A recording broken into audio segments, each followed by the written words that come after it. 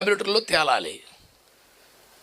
కానీ దేవుడు ఉన్నాడు అని నమ్మే వ్యక్తి, సృష్టికర్త ఉన్నాడు అని నమ్మే వ్యక్తి,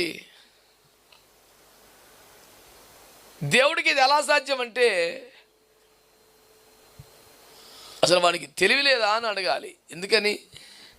దేవుడు అనే ఒక స్థితిని నువ్వు ఒప్పుకున్నావంటే ఆయనకు అన్నీ సాధ్యమని నమ్మాలి కదా.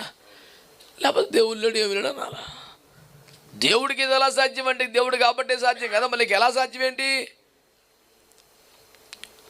కన్యకు పుట్టడం ఎలా సాధ్యం అంటే ఇంకొంచెం వెనక్కి వెళ్తే అసలు భూమిని చేయటం ఎట్ట సాధ్యం, దాన్ని సూర్యులో పెట్టడం ఎలా సాధ్యం, నేల మీద పచ్చడం ఎట్ట సాధ్యం, దీనికి అంతు పంతు ఉందా? అలా ప్రశ్నించుకుంటూ పోవడమే. ప్రశ్న తప్ప ఇంకేముండదు జీవితానికి జవాబు. అందుకని దీన్ని విశ్వాసం అంటాడు.